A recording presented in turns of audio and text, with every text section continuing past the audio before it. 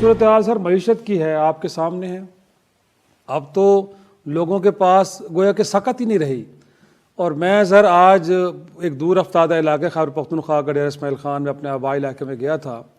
سر میں اس ایگزامپل کو ضرور اس لیے یہاں پہ کوٹ کرنا چاہ رہا ہوں کہ میں شہر کے بڑے بازار کے اندر بچوں کے لیے بسکٹ لینے کے لیے گیا ہوں اور مجھے کہیں 22ویں 23ویں دکان میں جا کے بسکٹ ملے ہیں.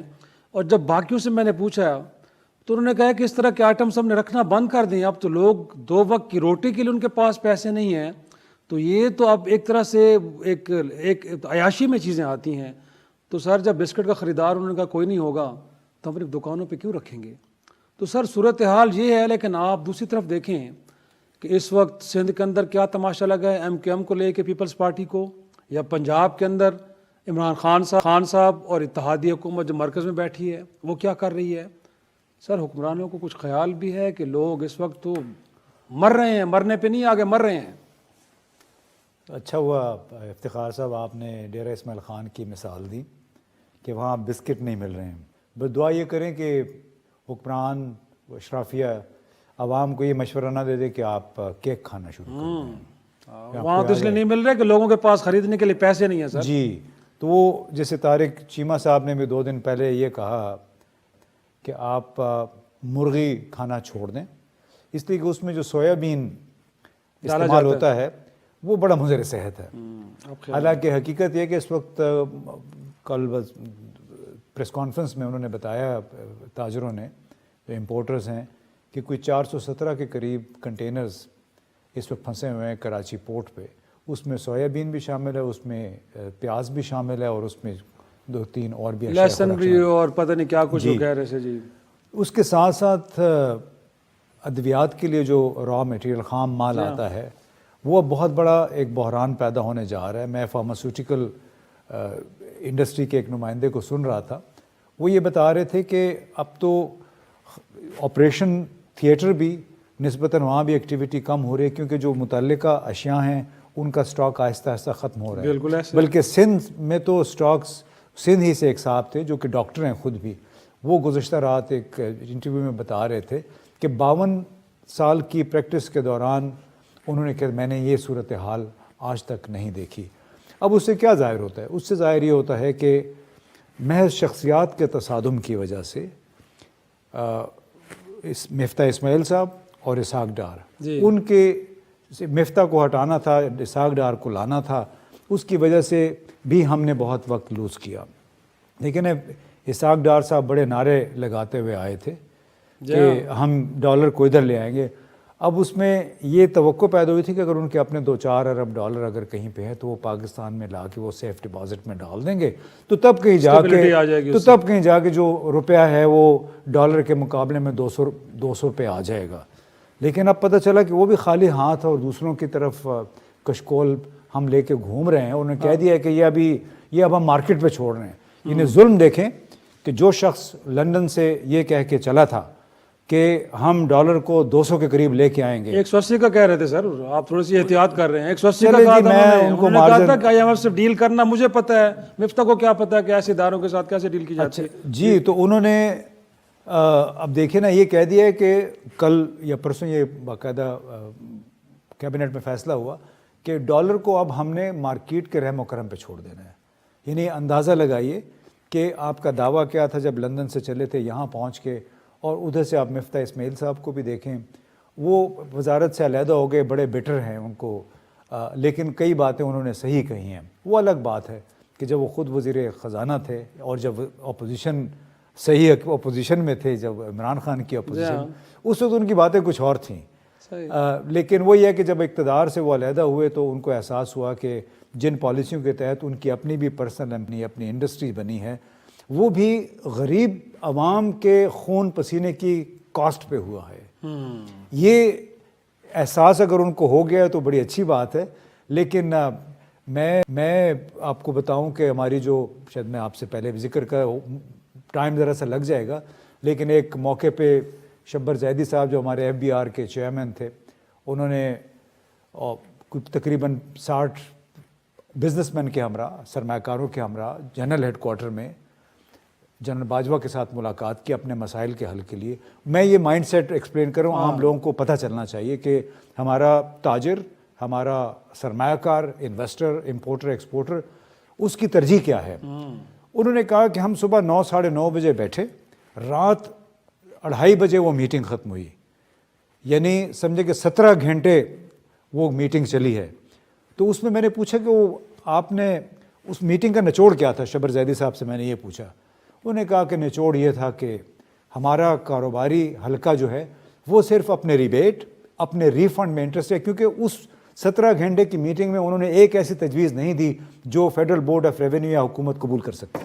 اب یہ حالت ہے کہ اگر ملک کا جو تاجر طبقہ ہے ان کی ترجیحات بھی اپنے مقاصد اور اپنے بینیفٹس کا حصول ہے, عام آدمی کے بارے میں وہ بھی نہیں سوچ رہا, تو پھر تو میرا خیال میں سیاستدانوں کے اینڈ پہ جو اونرشپ ہے عوام کے لیے وہ تو ہمیں نظر آ رہی ہے.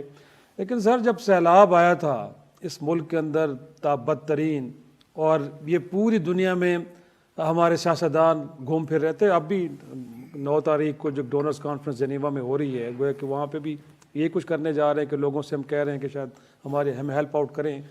ملک کے اندر وہ بالخصوص علاقے سندھ کے, خیبر پختونخوا کے, جنوبی پنجاب یا ایون بلوچستان جو ایگرو بیس تھے, وہاں پہ اجناس اگتی ہیں, وہ سارے پانی کے نیچے ہیں, اور پتہ تھا. اور اس دوران سندھ میں تو ہمیں یہ نظر آیا کہ گندم کی بوریاں بھی وہ پانی میں گل سڑ گئیں, تو پتہ نہیں تھا کہ اجناس کا ایک بحران آنے والا ہے. اس دوران آپ گیس امپورٹ, روس سے سستا تیل, پتہ نہیں کیا کیا کہانیاں میں سنا رہے ہیں. بٹ یہ بھی تو ساتھ ساتھ, اور آپ کو معلوم ہے کہ سردیوں کے اندر گندم کی کنزمپشن بڑھ جاتی ہے. آج لوگوں کو آپ نے اگین ان کے رحم و کرم پہ چھوڑ دیا ہے اور کوئی پرسان حال نہیں. کوئی جواب دے ہے اس پہ؟ کس سے پوچھیں سر؟ بلاول زرداری سے پوچھیں, اچھا, مراد علی شاہ صاحب سے پوچھیں, اور ان کے آس پاس جو بڑے لوگ ہیں ماشاءاللہ ان سے پوچھیں. آپ سندھ میں جب عام لوگوں سے بات کریں ان علاقوں میں جہاں پہ پانی ابھی بھی کھڑا ہے, یہ شاید دنیا کی تاریخ میں بڑا ایک منفرد یہ واقعہ ہے کہ سیلاب آئے تھے جولائی اگست میں, کئی علاقوں میں ابھی بھی پانی کھڑا ہے. جنوری آ گیا ہے 2023, اور اس میں وہ پانی بھی شامل ہے جو کہ منچھر جھیل کو جان بوجھ کے پہلے شگاف ڈالے, اس کو پنکچر کیا گیا تاکہ ان علاقوں میں پانی آئے. اور جب اب اقوام متحدہ, امریکہ اور دوسرے ملکوں کے نمائندے دیکھیں تو کہیں کہ واقعی یہ علاقہ سیلاب میں ڈوبا ہوا ہے. نمبر 1. نمبر 2, ہم نے یہ سنا, اللہ کرے کہ ٹھیک نہ ہو, لیکن ہم نے یہ بھی سنا کہ جان بوجھ کے وہاں سے پانی نہیں نکالا گیا, نکاسی نہیں کی گئی کئی علاقوں میں, تاکہ بیرونی وفود آتے رہیں. اور وہ کہانیاں جو ہمارے وزراء نے بشمول بلاول زرداری نے, ہمارے وزیر اعظم نے جا کے پہلے اقوام متحدہ میں سنائیں کہ آدھا پاکستان پانی کے نیچے ڈوبا ہوا ہے. پھر ابھی یہ نیو یارک میں ایک کانفرنس میں خصوصی سیشن کا بندوبست کیا. پھر ابھی 9-10 جنوری کو جنیوا میں جو کانفرنس ہونے جا رہی ہے, وہاں پہ بھی شاید وہی امیجز دکھائیں گے. اب اللہ کرے کہ وہاں پہ ہمیں کچھ امداد مل جائے. لیکن سب سے بڑا مسئلہ یہ ہے افتخار صاحب کہ جب یہ لوگ, یہ پورا ہمارا جلوس جنیوا پہنچے گا, دیکھیے سابق وزیر اعظم نواز شریف, موجودہ وزیر اعظم شہباز شریف, مستقبل کے 2 وزیر اعظم مریم صفدر اور بلاول زرداری, یہ ادھر موجود ہوں گے اس کانفرنس کے موقع پہ. اور ان کے علاوہ آپ دیکھ لیں کہ کتنا آس پاس ان کا سٹاف کتنا ہوگا, ماحولیات کے وزیر ہوں گے, باقی لوگ بھی پتہ ہوں گے, نہیں کون کون, خوراک کے وزیر ہمیں نہیں معلوم. یہ تو ابھی آپ نکالیں گے خبر کے اس میں سے کتنے لوگ یہاں پہ گئے ہیں. اور ایک دن کے لیے, وہ ایک دن کی کانفرنس ہے سر. مجھے یہ بتائیے کہ جب ڈونر جس کے آگے آپ نے ہاتھ پھیلایا ہوا ہے کہ کلائمیٹ جسٹس کے نام پہ ایک اور انداز سے آپ بھیک مانگ رہے ہیں, اب کیا وہ نہیں دیکھے گا کہ پاکستان سے, اور جو ان کے لوگ ہیں یہاں پہ سفارتی نمائندے بیٹھے ہوئے ہیں, کیا وہ اپنے ملکوں کو نہیں بتائیں گے کہ صرف اس کانفرنس کے لیے اخراجات کتنے ہوئے, یہاں سے کتنے لوگوں نے ٹریول کیا, اور یہ آپ سے پیسے مانگ رہے ہیں. تو اس میں بڑا ایک گھمبیر مسئلہ ہے کہ جو ہمارا یہ سٹائل ہے نا کہ ہم کہتے ہیں جمعہ جانجنال, کہ پوری ایک بارات بنا کے ہمارے وزراء پوری کابینہ ان کے سیکرٹریز پہنچ جائیں جاتے گے ہیں تو یقیناً تو ایک ایسا ملک جو امداد مانگ رہا ہے بڑے شاہانہ انداز اور میں وہ یہ وفد کہیں جائے گا گے تو ظاہر سی اور بات وہ ہے۔ یہ کہیں گے کہ آپ جو ہم سے قرض مانگ رہے ہیں یہ ہمارا ٹیکس پیئر منی ہے، ہمارے لوگوں کے ٹیکسوں کے پیسے ہیں، یہ ہم آپ کو کیسے دے دیں، کیسے حالات میں۔ انفیکٹ ایک تو امتیاز صاحب یہ بتائیے گا کہ آپ کا جو ایفرٹس آن ہے جنیوا میں 9 تاریخ کو ہو رہی ہے، لیکن ماضی میں بھی ہم نے دیکھا ہے قمر جاوید باجوہ صاحب بطور آرمی چیف IMF سے ریکویسٹ کرنی ہو، دوست ممالک سے قرضے لینے ہوں یا کسی اور مالیاتی ادارے سے بات کرنی، انہوں نے براہ راست کی بھی اور اس کو میڈیا پہ نشر بھی کیا گیا۔ تو اب ہم امید کریں کہ حالات اس سے زیادہ گھمبیر ہو چکے معاشی ہمارے، تو جو موجودہ آرمی چیف صاحب ہے اگرچہ اس وقت وہ سعودی عرب کے دورے پہ ہیں، تو آپ کو لگتا ہے کہ ان کی بھی کچھ ایفرٹس ہوں گی کہ اس حوالے سے وہ اپنا وزن ڈالیں اور کچھ دیگر ممالک کو کہیں کہ پاکستان کی مدد کریں؟ تو اس حوالے سے کیا؟ دیکھیے اللہ کرے کہ جنیوا میں کانفرنس ہے اس کے ذریعے پاکستان کو کچھ ان مشکل حالات میں امداد مل جائے، بڑی اچھی بات ہوگی، سب کی مشترکہ کوششیں ہوں گی، لیکن اس میں ہمیں یہ بھی سوچنا ہوگا کہ یہ کوششیں کس کس نے کی ہیں۔ اور دیکھیں مجھے تو یہ لگ رہا ہے کہ ہو سکتا ہے کہ ہمارے سیاستدانوں کی عزت رکھنے کے لیے ہماری فوج کے سربراہ بھی اپنا سعودی عرب جو متحدہ عرب امارات کا وزٹ ہے اس میں سے ایک آدھ دن کے لیے وہ بھی جنیوا چلے جائیں، کیونکہ دیکھیں نا گزشتہ دور حکومت میں بھی پیسے جو 3-4 ارب ڈالر ملے تھے وہ باجوہ صاحب کو جانا پڑا تھا۔ بالکل۔ اب جنرل عاصم منیر صاحب وہاں پہ پہنچے ہیں۔ ویسے یہ بھی بڑی انہونی بات ہے کہ آرمی چیف کے پاس اتنا وقت ہے کہ وہ 7 دن کے دورے پہ ملک سے باہر چلے گئے ہیں۔ میں نے کبھی یہ کہہ چکے نا ملک مشکل ترین دور سے گزر رہا ہے سر۔ جی چلے اللہ کرے کہ یہ 7 دن کا دورہ کچھ اچھے نتائج کا سبب بنے۔ اور جہاں تک جنیوا کانفرنس کی بات ہے، میں آپ کو بتاؤں اپریل 2009-10 میں فرینڈز آف ڈیموکریٹک پاکستان ایک ٹوکیو میں کانفرنس ہوئی اور وہاں پہ تمام ممالک نے 5 ارب ڈالر کی کمٹمنٹ کی پاکستان سے کہ جی آپ چونکہ دہشت گردی سے پاکستان بہت متاثر ہوا ہے لہٰذا ہم 5 ارب ڈالر کی کمٹمنٹ کرتے، کسی نے 500 ملین کہا، کسی نے 1 بلین ڈالر کہا، کسی ملک نے۔ یہاں پہ ہمارے جو صدر محترم ہیں صاحب کے وہ سمجھ بیٹھے کہ یار تو بڑے پیسے ہیں، انہوں نے یہ پھر کہنا شروع کیا سفارتکاروں سے کہ اس میں سے آدھے پیسے ہمیں کیش دے دیں، حالانکہ وہ پیسے صرف کمٹمنٹ تھی کہ آپ ہمیں پروجیکٹ پیش کریں گے، تجویز پیش کریں گے، نہیں وہ ہم اس کا جائزہ لیں گے۔ ایک دھیلا اس 5 ارب ڈالر میں سے پاکستان کو نہیں ملا، کیونکہ جتنے بھی منصوبے ہمارے بابو نے مل کے وہاں ان کے سامنے پیش کیے وہ سب انہوں نے مسترد کیے۔ یعنی ہماری کیپیسٹی کا یہ حال تھا ہمارے بابو کریسی کا کہ اس میں سے ایک منصوبے پہ عمل درآمد نہیں ہوا۔ اب یہاں پہ یہ امیدیں لے کے گئے ہیں، ایک بل انہوں نے پیش کیا ہے فرمائش نامہ کہ 16 ارب ڈالر کے ہمارے نقصانات ہوئے ہیں۔ تو وہ جب پوچھیں گے ان سے کہ ہمیں ذرا لاجیکل انالیسس بتائیں کہ 16 ارب ڈالر آپ کے کہاں سر ان کے پاس تو ایک ہی نقطہ ہے نا کہ نقصان آپ کی وجہ سے ہوا ہے، گویا کہ جو کلائمیٹ چینج کا فیکٹر ہے اس کے ذمہ دار تو امریکہ اور دیگر جو ترقی یافتہ ممالک ہیں۔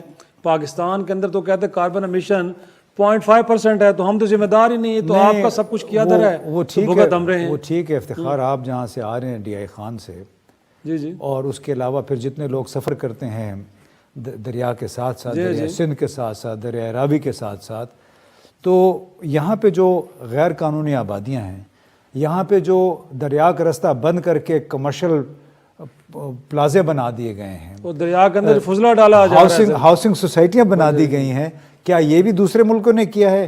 اس پہ کیا انہوں نے دنیا ان سے نہیں پوچھے گی؟ یہاں پہ اقوام متحدہ کے IUCN کے ماحولیات کے لوگ کیا نہیں بیٹھے ہوئے؟ کیا ان کو اپنے جو بڑے لیڈرز ہیں ان کو یہ بریف نہیں کریں گے کہ ویسے بھی کلائمیٹ کوئی پاکستان واحد ملک تو نہیں ہے، فلپین میں ہر سال 2-3 دفعہ ٹائفون آتے ہیں، بڑے بڑے سیلاب، انہوں نے تو کبھی ڈونر کانفرنس نہیں مانگی ہے۔ بنگلہ دیش میں بہت سیلاب آتے ہیں، انڈیا میں آتے ہیں، انہوں نے تو کہیں نہیں کہا کہ جی آئیں دیکھیں کلائمیٹ جسٹس ہمارے ساتھ کریں ماحولیات کے نام پہ۔ ہماری ایک اصل میں ایک لت پڑ گئی ہے مانگنے کی، ایک بری عادت ہے کہ قرضوں پہ اس ملک نے خود کو موٹا کیا ہے۔ عوام کا تو آفت کو بھی اپرچونٹی کی شکل میں پیش کرتے ہیں، چاہے وہ دہشت گردی ہو، چاہے وہ زلزلہ ہو، چاہے سیلاب ہو، اس کو سمجھتے کہ لو جی ایک اور موقع آ گیا ہے پیسہ بنانے کا، تو چلیں جی ایک کانفرنس منعقد کر لیتے ہیں۔ لیکن سر اب تھوڑا سا سیاستدانوں کے کنڈکٹ پہ آ جائیں، جو خان صاحب جس موقع کی تلاش میں لگتے ہیں وہ موقع تو اب ان کے ہاتھ سے گیا سر، نہ وہ ٹائم پہ اب جو جس طرح وہ الیکشن چاہ رہے تھے وہ تو نہیں ہونے جا رہے، لیکن اب اگر وہ ریئلائز کر بھی چکے ہیں ان کو معلوم ہے کہ اب یہ معاملات اگر عدالتوں میں چلے گئے اور ڈیسائیڈ ہونے میں شاید اگلے 1-2 ماہ لگ جائیں، اس کے بعد سر الیکشن تو لگتا ہے کہ پھر 6-8 ماہ بعد وہ اپنے وقت پہ ہوں گے. تو اس وقت جو ترجیحات ان کی بھی ہونی چاہیے وہ عام آدمی ہونا چاہیے نا سر. اب ہم 13 رکنی جو اتحاد بیٹھا ہے مرکز میں، ان کو تو کافی ہم نے رگڑا لگا دیا ہے، بٹ خان صاحب ان کی ترجیحات کیا ہیں؟ یہی ہیں، وہ بیٹھ کے ہر روز جو بھاشن دیتے ہیں ان کا نشانے پہ شہباز شریف اور ان کے اتحادی ہوتے ہیں، اس کے علاوہ عوام کی بات تو وہ بھی نہیں کر رہے. بالکل خان صاحب کو تھوڑی سی نظر ثانی کرنی پڑے گی، بلکہ کافی ساری نظر ثانی کرنی پڑے گی. اپنے جو تقاریر ہیں، پریس کانفرنسز ہیں، اس میں انہوں نے ایک اوور ڈوز کر دی ہے اپنے چاہنے والوں کو کہ ایک منترا ہے یا ان کا جو اپنا بیانیہ ہے وہ بار بار بار بار بار بار اس میں ان کی اپنی ضد بھی ان کے ڈس ایڈوانٹیج میں آئی ہے، مطلب وہ ان کے خلاف گئی ہے. پھر انہوں نے وہ ایسی نہیں ہوتا کہ کونج ہوتی ہے وہ اپنے ڈار سے اپنے دوسروں سے بچھڑ گئی ہے، تو باقی جو کونجیں وہ اپنے سفر پہ جاری ہیں. ایک کونج وہ جب کھو گئی ہے، اب بچھڑ گئی ہے، وہ اب کہیں کی نہیں، نہ ادھر کی نہ ادھر کی. تو مجھے تو یہ لگتا ہے کہ عمران خان کے ساتھ وہ چونکہ اسٹیٹس کو کہ جتنے بھی فورسز تھیں، چاہے وہ سول ہیں چاہے ملٹری ہیں، وہ سب ایک طرف ہیں، عمران خان صاحب دوسری طرف ہیں، اور اس میں بھی ایک اتحادی ان کے ساتھ ہے پنجاب میں، اس کو بھی وہ ناراض کرنے کی کوشش، اس کی بھی بات وہ نہیں سن رہے ہیں. حالانکہ توقع یہ تھی کہ بھلے آپ جو مرضی کہیں، پرویز الہی صاحب ابھی بھی کل بھی انہوں نے ان کو کہا کہ قائد اعظم کے بعد بڑا لیڈر پاکستان میں عمران خان پیدا ہوا ہے. تو اگر اتنی انہوں نے بات کر دی ہے تو اس کا کچھ مان بھی رکھنا چاہیے. اب صرف اگر یہ بات کرتے رہے کہ چونکہ میں نے ایک پوزیشن لی ہے اور اس پہ ہم نے عمل کرنے ہی کرنا ہے، آپ کو احساس ہونا چاہیے کہ آپ کا جو بیانیہ تھا، جب آپ اقتدار سے باہر ہو جاتے ہیں پھر آپ کے پاس آپ کی آپشنز بہت محدود ہو جاتی ہیں. وہی ہوا ہے عمران خان کے ساتھ، کیونکہ پرویز الہی صاحب ان کی بڑی دوستیاں ہیں راولپنڈی میں، تو وہ ان دوستیوں کو، پرانے تعلق کو اتنی آسانی سے ختم نہیں کریں گے. اور اس وقت انہوں نے بیلنس کرنے کی کوشش کی ہے کہ اپنے بیٹے کی خاطر وہ پی ٹی آئی کے ساتھ بھی قدم ملا کے چلیں، جبکہ دوسری طرف وہ ناراضگی بھی مول نہ لیں. اور عمران خان نے تو یہ بھی کہا کہ ٹھیک ہے، وہ نہیں بات کرتے جنرل باجوہ کے بارے میں تو کرتا رہوں گا، ہم بات نہیں چھوڑیں گے. تو بھئی آپ کو اتنا اس میں ضدی بننے کی کیا ضرورت ہے؟ تھوڑا سا سٹیپ بیک کریں، مدبر کے طور پہ اپنی سیاست آگے. اس انداز میں آپ کی سیاست آگے نہیں بڑھے گی، بلکہ ایک اتحادی آپ کے ساتھ ہے وہ بھی دور ہو سکتا ہے. تھوڑا سا سر، یہ جو اس سے پہلے وزیر اباد میں جب حملہ ہوا خیر سے، خان صاحب کی اپنی حکومت ہوئے، وہاں پہ مقدمہ درج نہیں ہو سکا، ہوا تو جیسا ہوا اسے وہ مطمئن نہیں تھے. اب خود انہوں نے ایک جے اے ٹی بنائی. اس جے اے ٹی کے اندر وہ جو متعلقہ لوگ تھے کہ جن کو ضرور پیش ہونا چاہیے تھا، وہ ایس ایس پی تھے یا ایس ایچ اوز تھے یا جو بھی تھے، پیش نہیں ہوئے. یہاں تک کہ انہوں نے اپنے استعمال میں جو گیجٹس تھے، موبائل فون تھے یا کچھ اور، وہ تک پیش نہیں کیا. اب چیمہ صاحب بیٹھ کے وہاں پہ پریس کانفرنس کر کے پوری دنیا کو بتاتے ہیں کہ جی ہم تو بے بس ہیں. سر بے بسی کا جو تماشا وہ اپنا دکھا رہے ہیں، اسٹیبلش کیا کرنا چاہ رہے ہیں؟ اگر آپ اتنے بے بس ہیں تو سسٹم سے باہر نکل آئے نا.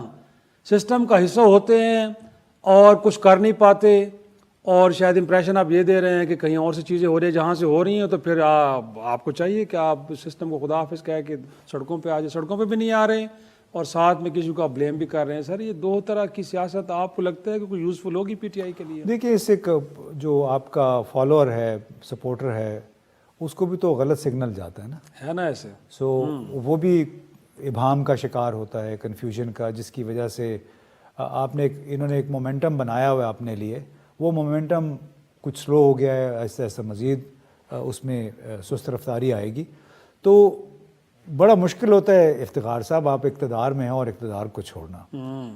کیونکہ آپ دیکھیں نا، اقتدار میں یہ جب لوگ آئے ہیں، آپ وفاقی حکومت کو لے لیں کہ ٹوٹل 173-74 ان کے ارکان ہوں گے، ان کے پاس سپورٹ ہوگی.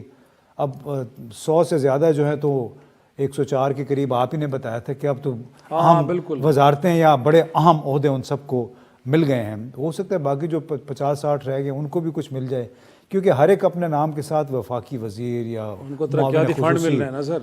اصل مسئلہ وہ ہے کہ ترقیاتی فنڈ. تو اس طرح جو کیو لیگ کے لوگ ہیں، خاص طور پہ وہ لوگ جو الیکشن ہار گئے تھے، ان کو بھی تو فنڈ چاہیے آئندہ الیکشن کے لیے تیاری کرنی.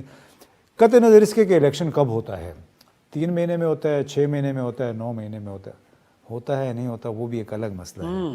اس لیے کہ جو پاکستان کی اقتصادی صورتحال ہے اس کے تحت ایک صاحب نے یہ کہا کہ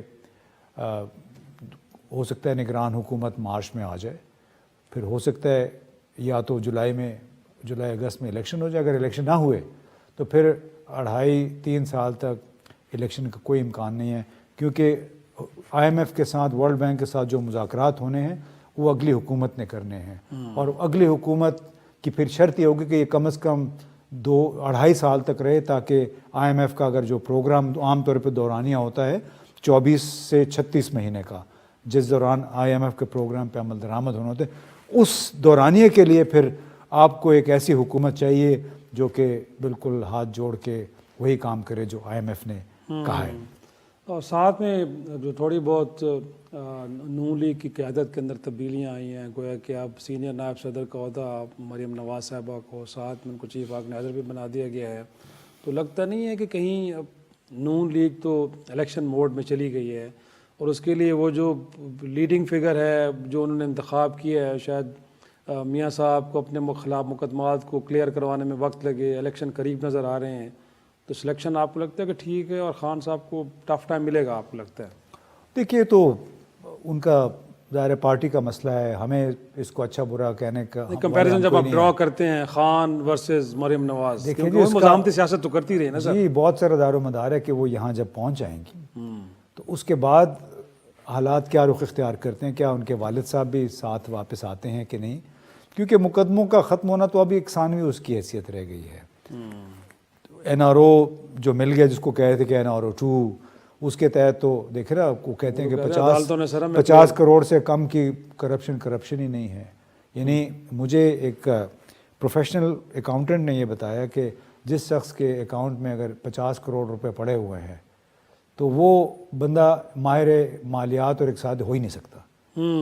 تو اسحاق ڈار صاحب کے جو اکاؤنٹ انفریز ہوا ہے اس میں تقریباً 51 کروڑ روپے پڑے ہوئے تھے، وہ ابھی انہوں نے انفریز کر دیے ہیں۔ تو جس ملک میں اگر یہ حالات ہوں، اچھا وہ مجھے لگتا ہے کہ وہ شرط اسی لیے رکھی گئی تھی جو کہا گیا تھا کہ 50 کروڑ یا اس سے زیادہ کہ کیس ہوگا تو پھر نیب اٹھائے گا، وہ اس لیے تھا کہ یہ فنڈ جو ہیں یہ ہمارے ہاں بعض اسامیاں بھی اسی طرح پر کی جاتی ہیں کہ جب دیکھا جاتا ہے کس شخص کو لگانا ہے، ہم نے اس کی اہلیت کیا ہے، تو اشتہار اس کے اکارڈنگلی بنتا ہے کہ اس اہلیت کا شخص درکار ہے، تو ظاہر سی بات ہے بڑا آسان ہو جاتا ہے کام۔ تو ہو سکتا ہے کہ ممکن ہے یہ بھی اسی بنیاد پہ کیا گیا ہو، لیکن دوسری طرف نون لیگ کی قیادت، آج بھی رانا ثناء اللہ صاحب فیصل آباد میں ایک جلسے سے خطاب کر رہے ہیں، انہوں نے کہا کہ جی آپ تو میرے بارے میں بھی کہتے رہے کہ فیصل آباد میں اور پنجاب میں پتہ نہیں کتنے قتل کروائے ہیں، 4.25 ارب آپ بیٹھے رہے ہیں، تو اگر آپ کے پاس تو سب کچھ تھا، آپ میرے خلاف جتنے بھی کیسز تھے اسٹیبلش کرتے، تو کہیں نہ کہیں اس وقت کی جو پوزیشن اور آج حکومت ہے ان کا یہ بیانیہ تو درست ہے نا کہ آپ کے پاس تو سارے وسائل تھے، آپ تو کہتے تھے کہ نیب آپ کے نیچے، FI آپ کے نیچے ہے، سب کچھ آپ کے نیچے ہے، بٹ آپ کسی کے خلاف کچھ ثابت تو نہیں کر سکے نا۔ تو آج عمران خان صاحب جو کہہ رہے ہیں کہ ان کو NRO مل گیا ہے، سر وہ تو عدالتوں سے کلیئر ہو کے جا رہے ہیں نا، تو کیسا NRO ہے جس کو عدالتیں؟ خاص صاحب آپ کو بھی پتہ ہے کہ مجھے پورا نہیں پتا سر، میں نہیں آپ کو یقیناً پتہ ہے کہ اس ملک میں تو آپ دن دہاڑے قتل کر دیں اس کے لیے بھی گواہ نہیں ملتا اور ضمانت بھی ہو جاتی ہے، آپ بری بھی ہو جاتے ہیں۔ تو پاکستان میں جو پولیس کا اور عدالت کا جو نظام ہے اس میں اسی لیے کوئی جو فوجداری قانون ہے ہمارا، اسی لیے اس میں آج تک کوئی اصلاحات نہیں ہو سکی ہیں، کوئی بھی اس پہ نہیں مانتا ہے، کیونکہ ہمارے جو سیاست بھی ہماری پولیس کے ارد گرد گھومتی ہے، اس کی بنیاد پہ آگے چلتی ہے۔ تو بے شمار ایسے کیسز ہیں کہ جہاں لوگوں نے وہ رنگے ہاتھوں پکڑے گئے۔ مجھے بتایا نا مشتاق ریسانی تھا جو بلوچستان کا سیکرٹری فائنانس تھا، وہ تو گھوم پھر رہے، اس کو 73 کروڑ روپے کیش اس کے گھر سے نکلے تھے۔ پھر ایک لیاقت قائم خانی صاحب تھے، ان کے گھر سے 33 کروڑ روپے نکلے تھے، اس کی 3-4 بڑے گھر تھے، کوئی 1 درجن اس کی پراپرٹیز تھی۔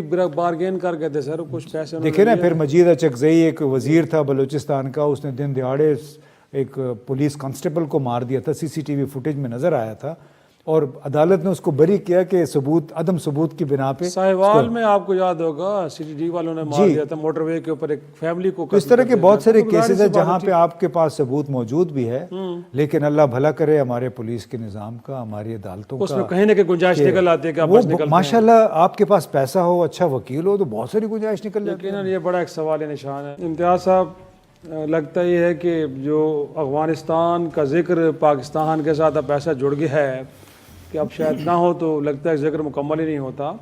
لیکن بار بار ہم بات کرتے رہے ہیں کہ وہاں پہ جب تبدیلی آئی تھی اور طالبان اقتدار میں آئے تھے تو ہمیں لگا تھا کہ اب ہمارے لیے کچھ صورتحال بہتر ہو جائے گی، لیکن بہتر ہونے کے بجائے صورتحال اس سے زیادہ خطرناک ہو چکی ہے. اس وقت ملک کے اندر آپ کو معلوم ہے خیبر پختونخوا کے اندر تو 4-5 ڈسٹرکٹ ہے جہاں پہ اسٹیٹ گریڈ کو بڑا بری طرح چیلنج کیا جا رہا ہے، اور وہاں پہ ہمارے فوجی جوانوں یا پھر پولیس کے لوگ ہوں ان کی ہر روز شہادتیں ہو رہی ہیں، اور لوگ بھی وہاں پہ بھتے کی پرچیاں مل رہی ہیں، مجبور ہیں دینے پہ، اس کے علاوہ ان کے پاس آپشن نہیں ہے اگر انہوں نے وہاں پہ کاروبار کرنا یا رہنا ہے. لیکن ہمیں حیرانگی ہو رہی ہے کابل پہ سر، جو کابل سے گفتگو ہو رہی ہے وہ بڑی حیران کن ہے. گویا کہ ایک تو یہ ہے کہ اگر پاکستان کے اندر دہشت گردی ہو رہی ہے اور آپ کے ماضی کے کوئی پارٹنر کے جو آپ کے ساتھ مل کے امریکہ اور اتحادیوں کے خلاف لڑتے رہے ہیں، لیکن اب پاکستان کی ریٹ کو وہ چیلنج کر رہے ہیں، یہاں پہ نہتے معصوم لوگوں کو مار رہے ہیں، تو کوئی کنڈیمنیشن نہیں آ رہی. تو اس کا مطلب تو یہ ہے کہ اگر آپ کنڈیم نہیں کر رہے تو you are partner in crime. اس کا مطلب ہے کہ آپ اس کو درست جائز مان رہے ہیں نا سر. اور دوسرا آپ نے کچھ وعدے کیے تھے دوحہ میں بیٹھ کے کہ آپ کی سرزمین استعمال نہیں ہوگی، اب تو آپ اسٹیٹ آف ڈینائل میں چلے گئے ہیں. آپ کہہ رہے ہیں کہ جی یہاں پہ تو پوری عملداری ہے ہماری، افغانستان کے اوپر ہمارا کنٹرول ہے، یہاں سے تو کچھ بھی نہیں ہو رہا. لیکن سب کو معلوم ہے کہ باڑھ کہاں سے جہاں سے کٹی ہے، کیا وہ ہم نے خود تو نہیں کاٹی، وہ کاٹنے والے کون ہیں، اور باڑھ کاٹ کے وہ مقاصد کیا حاصل کرنا چاہ رہے ہیں. گویا کہ ان کو وہی سیف پیسج چاہیے پاکستان آنے کے لیے تاکہ آئیں اور پاکستان کے اندر دہشت گردی کریں. اور کہا یہ جا رہا ہے کہ اگر پاکستان نے وہاں پہ آگے کسی کو بوٹس آن گراؤنڈ کی بات کی تو پھر ہم سبق سکھا دیں گے سر. تو مجھے تو لگتا ہے کہ سر وہ اشرف غنی، حامد کرزئی صاحب صرف کچھ تھوڑی سی کڑوی کسیلی قسم کی اسٹیٹمنٹ دے دیا کرتے تھے. یہ تو اب چمن کے اندر جس طرح کی ہمارے اوپر گولہ باری ہو رہی ہے اور ہمیں لاشیں دی جا رہی ہیں، یہ سر کہاں کی کیسے اور کیوں ایسا ہو رہا ہے؟ دیکھیے بہت بڑا ایک صدمہ ہے پاکستان کے لیے، بہت بڑی ایمبیرسمنٹ بھی ہے. جو 14 نومبر کو ہمارے ایف سی کے جوان کو انہوں نے بالکل پوائنٹ بلینک چمن بارڈر پہ مار دیا. پھر یہ شیلنگ کا واقعہ جو آپ نے کہا دسمبر ہی کے مہینے میں ہوا ہے. اور ابھی اصل میں ہوا یہ ہے کہ افغانستان ٹی ٹی پی کے لیے اسٹریٹجک ڈیفٹ بن گیا ہے. یہ وہاں پہ بیٹھ کے پاکستان میں ہونے والی دہشت گردی تخریب کاری اس کی منصوبہ بندی کر رہے ہیں. ٹریننگ کا مجھے نہیں پتہ وہاں کر رہے ہیں نہیں کر رہے ہیں. اور دوسری طرف آپ نے دیکھا ہوگا کہ کابل سے طالبان کی طرف سے مطالبات بلکہ بیانات جو آئے، خاص طور پہ انہوں نے رانا ثناء اللہ اور پھر بلاول زرداری کے بیان کے حوالے سے کافی انہوں نے سخت بیانات دیے. اور یہ کہا، بلکہ انہوں نے تو یہاں تک کہا نا جی، شاید آپ نے دیکھا ہوگا کہ ان کے ایک ترجمان تو میں نہیں کہوں گا، ان کے ایک انفلوئنسر ہیں، تو جب رانا ثناء اللہ کا 28 دسمبر کو جب ایک اسٹیٹمنٹ آیا، بیان آیا، تو اگلے دن ان طالبان کے ایک صاحب نے ٹویٹر پہ ہماری جو مشرق پاکستان کے سکوت کے وقت جو جنرل نیازی اس پہ دستخط کر رہے تھے معاہدے پہ، وہ تصویر لگا دی اور کہا کہ یہ آپ کو شاید بھول گیا ہے، آپ ہمیں کیا باتیں کر رہے ہیں. تو بڑا ہی ایک انہوں نے ایک تانا دیا پاکستان کی فوج کو، پاکستان کو، کہ آپ نے ہمارے حوالے سے جو بیانات دیے ہیں، جس طرح بلاول نے ہمارے خلاف باتیں کی ہیں، وہ انتہائی قابل مذمت ہیں. آپ ہمارے بارے میں بات کرنے کی بجائے اپنے ماضی میں جھانک کے دیکھ لیں تو آپ کو پھر یہ باتیں کرنے کی زحمت نہیں کرنی پڑے گی. تو ایک بہت بڑا انہوں نے طعنہ انگیز انداز میں پاکستان کو اپنا رد عمل دکھایا ہے، اور اس کی وجہ سے تعلقات میں کافی تشنج آیا ہے، کافی حد تک تشنج آیا ہے. اور اب اس کا نتیجہ کیا نکلے گا، کب تک پاکستان اس انداز میں جو ری ایکشن ہے اور طالبان کی وہاں پہ موجودگی اب ٹی ٹی پی کی، اس کو کب تک برداشت کر پائے گا، یہ بہت جلدی میرا خیال ہے سب کو معلوم. لیکن اگین سر سوال تو پاکستان کی قیادت، سیاسی قیادت پہ اور پاکستان کی جو اسٹیبلشمنٹ اس پہ اٹھتا ہے نا سر، کہ اب اس معاملے کو ہم نے کس طرح ڈیل کرنا ہے. گویا کہ افغانستان میں طالبان کی حکومت آنے کے بعد کس کے کہنے پہ ہم نے مذاکرات کا سلسلہ شروع کیا، ابھی تک ہمیں تو معلوم نہیں ہے یہ سجیشن کہاں سے آئی ہے. مسٹر اسٹیبلشمنٹ کی تھی، خان صاحب، کیونکہ اس وقت انہوں نے ریویل کیا تھا ٹرکش ٹی وی کو انٹرویو دیتے ہوئے، اس سے پہلے تو کسی کو معلوم نہیں تھا. بٹ یہ ہے کہ اب جس طرح ہم اس سارے معاملے کو ڈیل کر رہے ہیں، کیا کسی ایک پریس کانفرنس میں کچھ سوال ہوگا اور اس سوال کے اوپر ہم کچھ جواب دیتے ہوئے اس فارن پالیسی کے ایشو کو ڈسکس ڈیبیٹ کریں گے، ایڈریس کرنے کی کوشش کریں گے، یا کہیں بیٹھنا چاہیے اور اس حوالے سے ایک اسٹریٹجی ایوالو کرنی چاہیے؟ یہ اتنا سادہ معاملہ تو نہیں ہے کہ کسی ایک ٹی وی پروگرام میں کچھ سوال ہو پھر آپ اس پہ جواب دے دیں، یا آپ کے خیال میں پارلیمان بیٹھے، خارجہ امور کے لوگ بیٹھیں، ڈیفنس کے لوگ بیٹھیں، کچھ بتائیں تو صحیح کہ وہ ملک جس کی ڈپینڈنسی ہم پہ ہے، جس کی ٹریڈ یہاں سے ہو رہی ہے سب کچھ، جن کا باقی رہنا ہماری وجہ سے ہے، وہاں سے ہم یہ سگنلز مل رہے ہیں، بٹ ہم صرف ٹی وی ٹاک شوز کے اندر اس معاملے کو ایڈریس کرنے کی کوشش کر رہے ہیں، وہ بھی بڑے بھونڈے انداز میں، معذرت کے ساتھ. آپ بھی بہت بھولے ہیں افتخار صاحب. اچھا، یہاں پہ بھی یعنی آپ کہہ رہے ہیں کہ پارلیمان اور ہماری وزارت خارجہ اور وہ آ کے ہماری خارجہ پالیسی چلائیں گے. یعنی آپ کو پتہ ہے وہ چلا سکتے ہیں؟ وہ کہاں ہیں اس قابل؟ خارجہ پالیسی تو ہمارے ایک ادارہ ہے، وہ چلاتا ہے ماشاءاللہ، بڑے اچھے انداز سے چلا رہے ہیں بڑے عرصے سے. تو آپ ان کے معاملات میں مداخلت نہ کریں، ورنہ تو پاکستان کسی اور سمت پہ چل پڑے گا. وہ الگ بات ہے کہ اس وقت ہم معلوم نہیں کہاں کھڑے ہیں. سو لہٰذا یہ جو بگاڑ ہے تو بنیادی اس کی وجہ تو یہی ہے نا کہ ہماری پالیسی چلانی کسی کو چاہیے، چلا کوئی رہا ہے. لہٰذا آپ زیادہ سوال نہ پوچھیں اس حوالے سے. چلو، اب امتیاز صاحب کہہ رہے ہیں کہ سوال نہ پوچھیں، لیکن یہ پوچھنا ہی سب سے بڑا سوال ہے، اور میرے خیال میں ملک کے وزیر خارجہ کے جو ہر معاملے پہ بڑے اگریسو نظر آتے ہیں، تو انہیں بھی چاہیے کہ اس وقت کیا معاملات وہی دیکھ رہے ہیں یا کوئی اور دیکھ رہے ہیں. جو بھی دیکھ رہا ہے کیا وہ درست انداز میں دیکھ رہا ہے، اور کیا ہم آگے جو بڑھ رہے ہیں اس میں پاکستان کے لیے آسانی ہے یا اور نئی مشکلات پاکستان کے منتظر ہیں.